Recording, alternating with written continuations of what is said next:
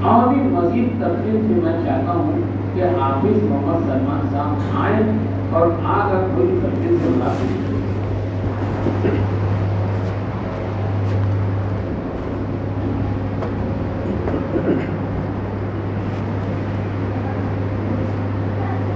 اعوذ باللہ من الشیطان الرجیم، بسم اللہ الرحمن الرحیم۔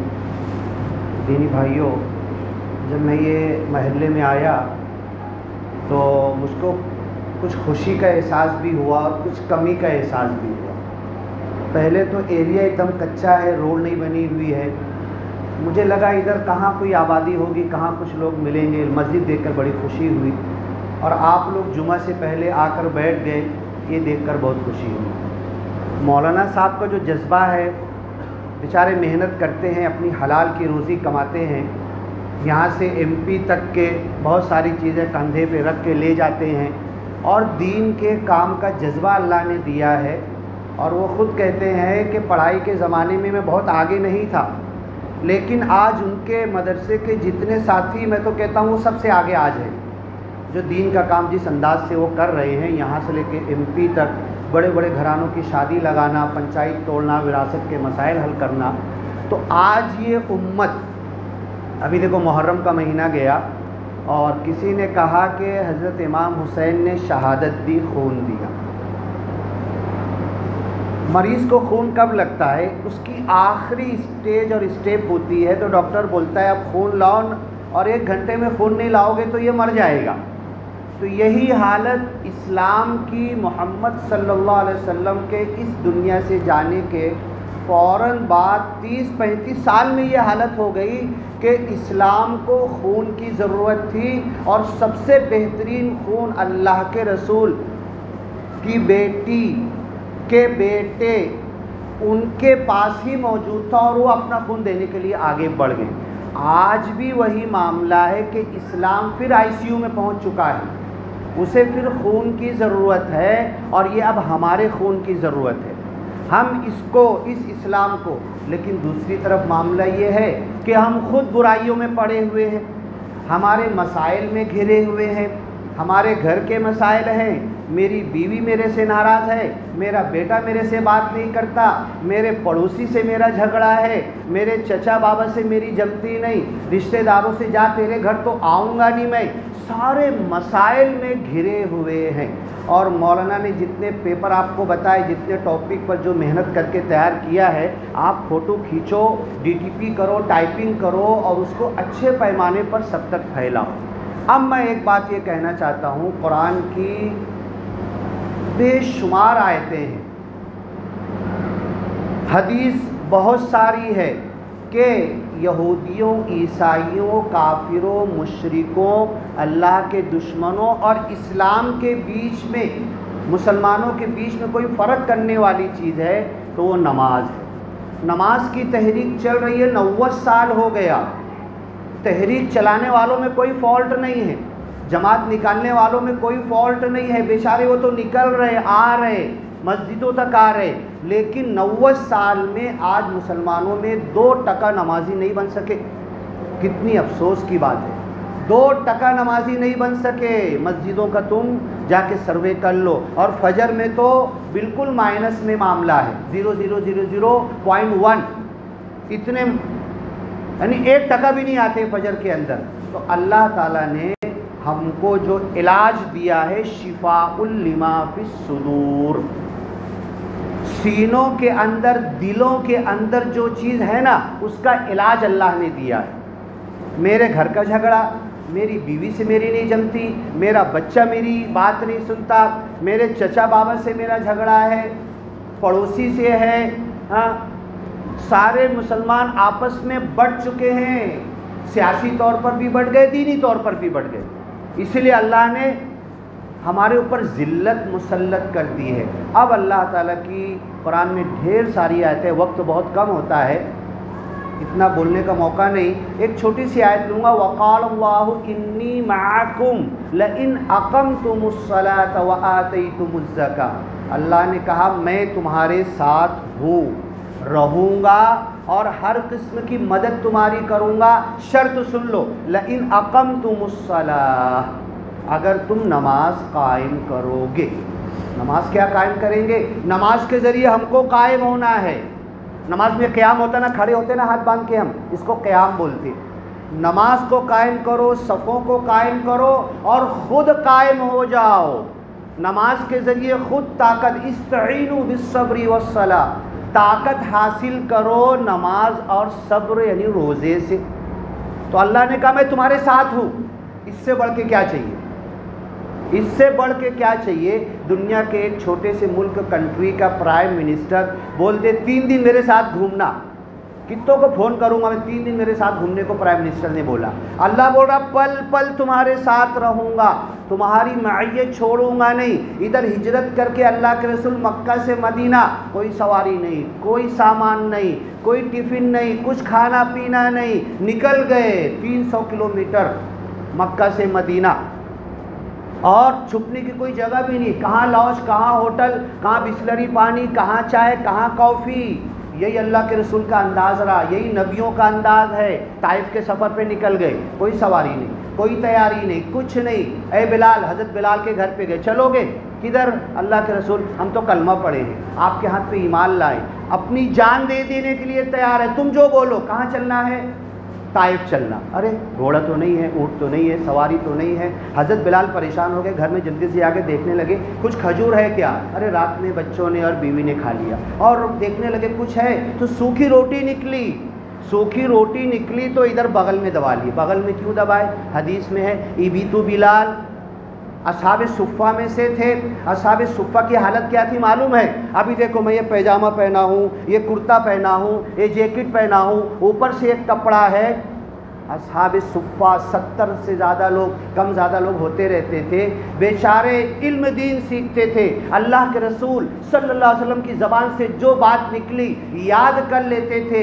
3 دن بھوکے رہتے تھے. حضرت ابو ہریرہ زمین سے پیٹ دبا کے پڑے ہوئے ہیں. حضرت ابو بکر صدیق جا رہے تو کچھ آیت پوچھ رہے کہ میرے پوچھنے سے لگ جائے کہ میں تو بھوکا ہوں. آیت نہیں پوچھ رہا، مسئلہ نہیں پوچھ رہا، میری آواز سے احساس ہو جائے ابو بکر صدیق کو کہ کتنے دنوں سے بھوکا ہوں.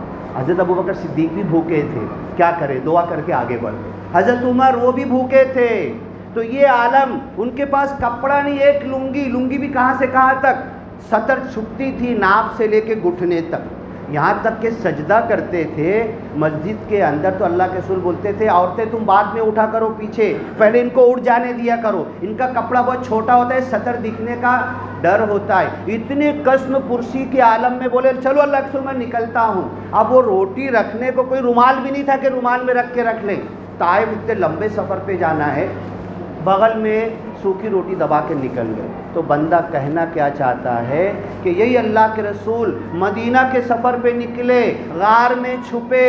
حضرت ابو بکر صدیق کو بچھو کاٹ لیا، اپنا تھوک لگا دیا اور دشمن دروازے سے بھاگ رہا ہے. 100 لال اونٹ انعام ملے گی جو دونوں کو پکڑ کے لائے گا ابو بکر صدیق رضی اللہ عنہ اللہ کے رسول کو. حضرت ابو بکر دیکھ رہے ہیں اللہ کے رسول، یہ دیکھو اگر ادھر نظر پڑی نا تو ہم کو دیکھ لیں گے، چھوڑیں گے نہیں، ماریں گے تو نہیں، زندہ لے کے جائیں گے اور کیا کیا کریں گے پتہ نہیں ہے. اللہ کے رسول کا ایک جملہ قرآن میں موجود ہے، لا تحزن، اے میرے ساتھی گھبراؤ مت، ان اللہ معنا، اللہ ہمارے ساتھ ہے. آج ہمارے جتنے مسائل ہیں اسی لیے ہے کہ اللہ ہمارے ساتھ نہیں ہے، حقیقت میں نہیں. اللہ کا نام لیتا ہوں، کلمہ پڑھتا ہوں، مسلمان ہوں، ختنہ کیا ہوں، سارے شاعر ہیں، میرا باپ میرا خاندان 7 پیڑھی تک کھم ٹھوک کے بولتا ہوں کہ میں مسلمان، سب بولتا ہوں، لیکن ایک بھی کام میرا مسلمان کے جیسا نہیں ہے. میری بولی بھی مسلمان کی نہیں ہے، ہاں میرا چلنے کا انداز بھی مسلمان کے جیسا نہیں، کاروبار میں سچ اور جھوٹ وہ بھی مسلمان کے جیسا نہیں، لوگوں سے پیش آنا، اپنے بھائیوں سے پیش آنا وہ بھی مسلمان کے جیسا نہیں، بیوی بچوں کے ساتھ پیش آنا وہ بھی مسلمان کے جیسا نہیں، پڑوسی کے ساتھ سلوک وہ بھی مسلمان کے جیسا نہیں. تو اللہ ہمارے ساتھ رہے گا کیوں؟ وقال اللہ انی معکم، میں تمہارے ساتھ ہوں. ٹائم ہو رہا تھوڑا سا لوں گا میں. اللہ نے ہم کو جب دنیا میں بھیجا تو 2 چیز ہے، اور جب مریں گے، جب مر کر قبروں سے اٹھیں گے تو اللہ کہتا ہے وَإِذَا النُّفُوسُ زُوِّجَتْ، نفس اور جان کا پھر جوڑا لگا دیا جائے گا. وہی نفس، وہی جان، وہی بدن. یہی کلر، یہی جسم، یہی اتنا لمبا، یہی آنکھ، یہی پیر، یہی ناخن، یہی قدم، یہ سب اللہ تعالیٰ جوڑ دے گا اور اسی جان کے ساتھ پھر جوڑ کر کھڑا کر دے گا۔ میں دو چیز لے کر آیا تھا، ایک بدن لے کر آیا ہوں۔ پیدا ہوتے تو کتنے کلو کے ہوتے ہیں؟ بچہ پیدا ہوتا ہے کتنے کلو کا؟ 1.5 2 2.5 3 کلو۔ مرتا ہے تو کتنے کلو کے ہوتے ہیں؟ 60 70 80 90 کلو، ہے نا؟ آئے 3 کلو لے کر اور گئے، جو وزن ہم نے بڑھایا نا، رکامہ چھوڑ دیے۔ کچھ پارسی لوگ تو چیل کوے کو کھلا دیتے ہیں، کچھ جلا دیتے، ہم تو قبر میں ڈال دیتے نماز جنازہ پڑھ کے، دعا پڑھ کے۔ تو یہ جو بدن ہے، بدن اللہ قرآن میں جگہ جگہ آیت ہے۔ کسی وقت ہم کو پورا وقت چاہیے تو ہم آپ کو بتائیں گے کہ یہ بدن اور جسم، بدن اور جسم، جسمانیت اور روحانیت، ہمارے اندر سے روحانیت نکل گئی ہے۔ میں بدن کے پیچھے بھاگ رہا، میں بدن کے بھوک کے پیچھے بھاگ رہا۔ بدن کے کتنے گن ہیں؟ بھوک لگتی ہے، پیاس لگتی ہے، کوئی مار دے بدن پہ تو درد ہوتی ہے، آزاری بیماری آتی۔ اور ہمارے بدن کے ساتھ بدن کو چلانے والی چیز کون سی ہے؟ روح ہے، آتما ہے، روح، جس کو روح کہتے ہیں۔ اور اگر میں ابھی گر کے مر جاؤں یہاں پر، 4 لوگ آ کر اٹھائیں گے، اس 4 لوگوں کی جگہ میری جو آتما ہے، روح ہے، مجھ کو لے کے چل رہی، بھاگ رہی، دوڑ رہی، رکشہ، ٹرین، بس، سب جگہ یہ آتما میں اتنی شکتی ہے۔ تو ہم زندگی بھر پیدا ہوتے ہیں جب سے لے کر مرے تک یہ بدن کے پیچھے بھاگتے ہیں۔ اسی لیے سارے جھگڑے جو مولانا 6-7 پیپر لے کر آئے، سارے جھگڑوں کی جڑ یہ ہے کہ ہم بدن کے پیچھے بھاگ رہے، جسمانیت کے پیچھے بھاگ رہے، روحانیت بھول گئے، روح کو بھول گئے۔ آتما، روح کا گن کیا کیا ہے؟ روح کا گن ہے کہ علم، یہ معلومات حاصل کرنا چاہتی ہے، سکون حاصل کرنا چاہتی ہے۔ الا بذکر اللہ تطمئن القلوب، اللہ کے ذکر سے روح کو سکون ملتا۔ آپ 1 گھنٹہ بیٹھ جاؤ، خطبہ سنو، نماز پڑھو، اس کے بعد پھر بیٹھ جاؤ، تلاوت کرنے لگو، ذکر کرنے لگو، اللہ کی طرف لو لگا دو۔ آپ کھانا تو نہیں کھائے، پانی تو نہیں پیے، 2 2.5 3 گھنٹے سے۔ مولانا بتا رہے تھے ایک مسجد کا حال، تلوجہ کا بتا رہے تھے نا، 10 بجے سے مسجد میں پہنچ جاتے ہیں لوگ، ذکر کر رہے، تلاوت کر رہے، خطبہ سن رہے، اس کے بعد بھی نہ ان کو بھوک لگتی نہ پیاس لگتی۔ تو اس جسم کی طرف جتنا ہم لگیں گے اتنا جسم میں ملوث ہوں گے اور روحانیت سے دور ہوں گے۔ اس جسم، یہ تو بدن کھاتا ہی ہے، گھاس کھا کے بھی زندہ رہے گا۔ اللہ کے رسول صلی اللہ علیہ وسلم نے کہا، ابھی 3-4 واقعات میں نے بتایا کہ 3 دن سے بھوکے، زمین سے دبے ہوئے پتھر لگا کے، اور اللہ کے رسول خود اپنا پیٹ ہٹا کے بتاتے ہیں کہ دیکھو تم نے 1 پتھر باندھا ہے، ادھر 2 پتھر بندھے ہوئے ہیں۔ تو یہ دین ہے نا، یہ دین۔ ہم صرف ڈھکوسلے میں پڑ گئے، ہمارا روزہ بھی روزہ نہیں ہے، گنتی پوری ہوتی ہے، سحری میں افطار میں اتنا کھاتے کہ روحانیت پیدا ہی نہیں ہوتی، روزے کی گنتی پوری ہو جاتی۔ روحانیت تو وہ ہے کہ اٹھا کر دیکھ لو، وقت ہوگا تو میں بتاؤں گا، 1000 سے زیادہ صحابہ، تابعین، تبع تابعین، سلف صالحین کے تراجم میں، اسماء الرجال میں لکھا ہوا ہے کہ رمضان شروع ہوتا تھا 30 دن کا، 29 یا 30 دن کا، ایک تھیلی لیتے تھے، تھیلی میں 60 کھجور رکھتے تھے اور رمضان کا چاند دیکھ کر، رمضان کے چاند دیکھنے کی دعا پڑھتے تھے، گھر والوں کو دعا دیتے تھے، گھر والوں کو بھی جو توشہ کھجور کھانا دینا وہ دیتے تھے، اور 60 کھجور لے کے مسجد میں آ کے بیٹھ جاتے تھے۔ اور پانی تو کنویں سے کھینچ کے نکالنا، ایک سحری میں کھاتے تھے کھجور، ایک کھجور افطاری میں کھاتے تھے، اور پانی پر پورا مہینہ رمضان، 1 2 10 12 15 20 100 200 500 نہیں، کئی ہزاروں کی میں تاریخ آپ کو لا کے رکھ کر بتا سکتا ہوں کہ 60 کھجور میں پورا رمضان نکالتے تھے۔ اور جب عید کا چاند دیکھنے کے لیے باہر نکلتے تھے تو چہرے پر روحانیت ہوتی تھی، بدن میں طاقت ہوتی تھی، کوئی پاپڑ نہیں کھائے، کوئی بھجیا نہیں کھائے، کوئی پھل فروٹ نہیں لائے، کوئی ترئی کا مسالہ نہیں کھائے، 60 روزے رکھے، پانی اور 2 کھجور پر 1 روزہ رکھے، اور جب باہر نکلے تب انہیں حق تھا اللہ اکبر، اللہ اکبر، لا الہ الا اللہ۔ تب شیطان کہہ رہا تھا یہ کون سے لوگ ہیں، ان کی عید کی تکبیر سن کے میں کانپ رہا ہوں، میں ان کا کچھ نہیں بگاڑ سکتا۔ اور آج شیطان کہتا ہے یہ عید بھی منائے، بقرعید بھی منائے، قربانی بھی کرے، دگانا بھی پڑھے، تکبیر بھی بلند کرے، لیکن یہ میرا کچھ نہیں بگاڑ سکتے۔ اس لیے نہیں بگاڑ سکتے کہ ہم جسمانیت کے پیچھے بھاگ رہے، اور میرے گھر کا مسئلہ ہی نہیں حل ہو رہا، میری بیوی میرے سے راضی نہیں ہو رہی, میری بیوی کا جھگڑا ہی نہیں دور ہو رہا میرے سے, میرا بچہ میری سن ہی نہیں رہا. کیوں سنے گا؟ تو اللہ کے ساتھ اپنے لو کو لگائے ہی نہیں ہے, تیری نماز جھوٹی ہے, تیرا روزہ جھوٹا ہے, تیری عبادت سچی اور پکی نہیں ہے, تو اس میں کم ہے, اللہ تیرے ساتھ ہے ہی نہیں. وقال اللہ انی معکم, اللہ گارنٹی دیتا ہے پل پل دن رات میں تمہارے ساتھ رہوں گا. لئن اقمتم الصلاۃ, لیکن نماز قائم کر کے تو دکھا دو. ادھر میں کھڑا ہوں, کولر چالو ہے, پنکھا چالو ہے, ہاں پھر بھی مچھر ادھر مار رہا, میری نماز میں جان نہیں بچی. اور حضرت علی کھڑے ہوئے ہیں, کہے ان کے تیر چپ گیا, نکال رہے تو گوشت کھینچ کے نکل رہا, خون کے فوارے نکل رہے. حضرت علی نے کہا ہمیں روحانیت پتہ ہے, اللہ سے لو لگانا پتہ ہے, یہ درد جا سکتا ہے, بدن کے جتنے بھی گن ہیں ہم اسے بھول سکتے ہیں, ہم روح کے گن کو یاد کر کے میں نماز پڑھنے کھڑا ہوتا ہوں. بتاؤ رہ گئی رسم اذاں, روح بلالی نہ رہی. نماز تو حضرت علی کی ہم پڑھ رہے, لیکن ہم کو مچھر کاٹنے کا احساس ہو رہا. حضرت علی کا تیر کھینچ لیا جاتا ہے, خون کے فوارے نکلتے ہیں, گوشت کھینچ کر آ جاتا ہے تیر کے ساتھ, لیکن حضرت علی کو احساس نہیں ہوتا. نماز وہی ہے, اذان وہی ہے, اسلام وہی ہے, قرآن رکھا ہوا وہی ہے, اذان وہی ہے, نماز کی دعائیں وہی ہے. حضرت علی کی نماز میرے نماز میں فرق کیا ہو گیا؟ حضرت علی کو اور صحابہ کو نماز کا, دین کا, اسلام کا فائدہ مل رہا تھا, اور میرے مسائل ہی نہیں حل ہو رہے. انہوں نے کہا کہ خاکی وردی والے, کالی کوٹ والوں کے پاس ہم کیوں جا رہے ہیں کہ ہمارے اندر سے روحانی چھن گئی ہے. ابھی کتنے لوگ بیٹھے, بس ختم کر رہا ہوں, کتنے لوگ بیٹھے ہوئے ہیں؟ یہ پکا ارادہ کر لینا, سب سے پہلے میں اپنی نماز کو سدھار لوں گا, اور نماز پڑھنے کھڑا ہوں گا نا, مجھے مچھر وچھر کاٹنے کا احساس نہیں ہوگا. پنکھا چالو ہے کہ بند ہے, کولر چالو ہے کہ بند ہے, پسینہ آ رہا کہ دھوپ میں ہوں. اللہ کے رسول نے کیچڑ اور مٹی میں سجدہ کیا. مسجد نبوی دیکھ لو جب بنی تھی, آپ جا کے 10 منٹ بیٹھ نہیں سکتے اس عالم میں جس عالم میں مسجد نبوی بنی تھی. یہ روحانیت ہمارے اندر پیدا ہو, ہماری نماز میں جان پیدا ہو جائے. تو ابھی جتنے لوگ بیٹھے ہوئے ہیں, یہ دل میں پکا ارادہ کر لے کہ میری نماز آج سے سدھر جائے گی.